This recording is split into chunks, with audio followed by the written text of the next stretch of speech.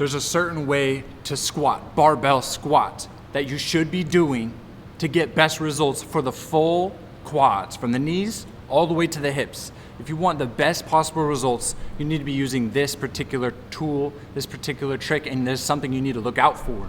So, got my barbell here.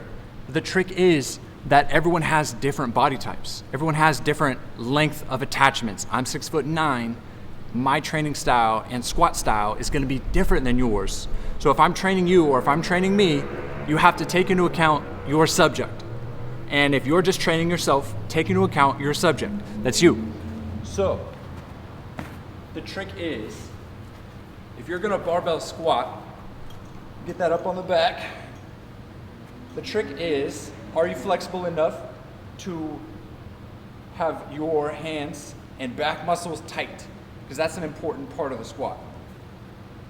But the problem is with someone, different athletes, tight quads, tall athletes, big athletes, you know, when you squat, they're gonna be all back, or their knees are gonna travel past their toes so dramatically that they have potential of injuring themselves.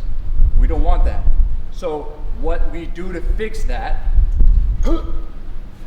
the number one thing you could do to fix that problem right now, and I do this all the time, is front squats.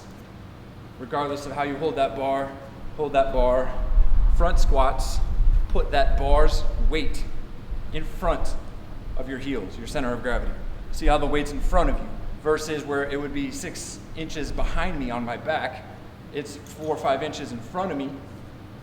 That allows me to counterbalance with a more hip dominant athlete where they're gonna really stick their butt out, but they're not really good at knee flexibility like I am.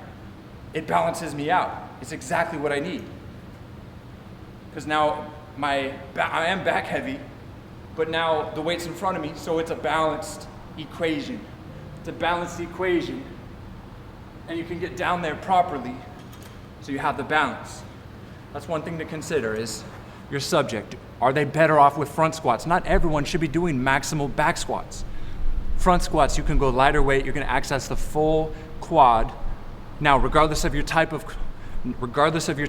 squat, now we need to decide, is your ankle flexibility appropriate for what you're doing? My ankle flexibility, being a big guy, big athletes, tall athletes, and just people with different flexibilities, we all come in different shapes and sizes. Check the flexibility of the athlete, that might be you.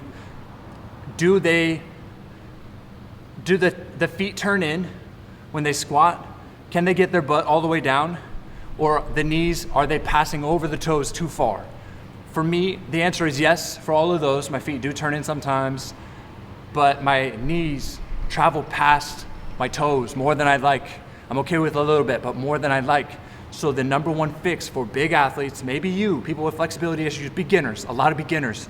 I use this because I train beginners full time. We train athletes, but I have a lot of beginners.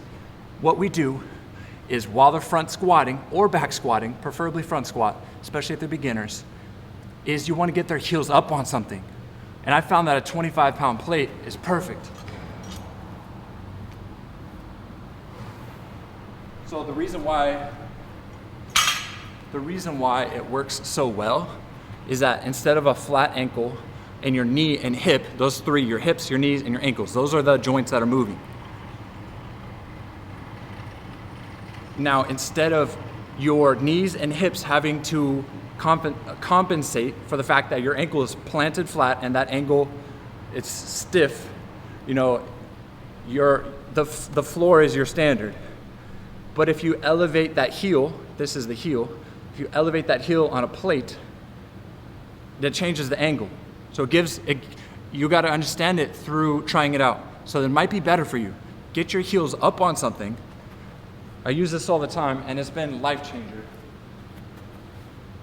Get your heels up on a 24, 25-pound plate.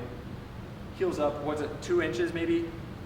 But all of a sudden, an athlete who can't go all the way down, all of a sudden an athlete who can't travel all the way down on a squat, their squat just breaks down in form, it looks terrible.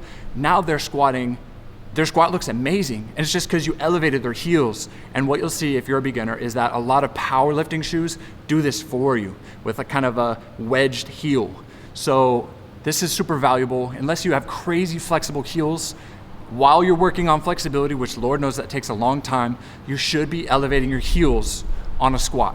So I suggest you switch to front squat more than you do back squat. I'm a big fan of that. But regardless of what squat modality you're gonna use, always elevate the heels, even if just a little bit. Try it out, learn through experience, but find that you're gonna be able to go a lot lower, accessing more of the quad muscle, and that's important when it comes to building muscle and stimulating your overall metabolism and flexibility as we're working on your range of motions with your ankles and all the other body parts. That takes time, but try it out. You're gonna feel way different. You're gonna feel way different when you elevate your heel.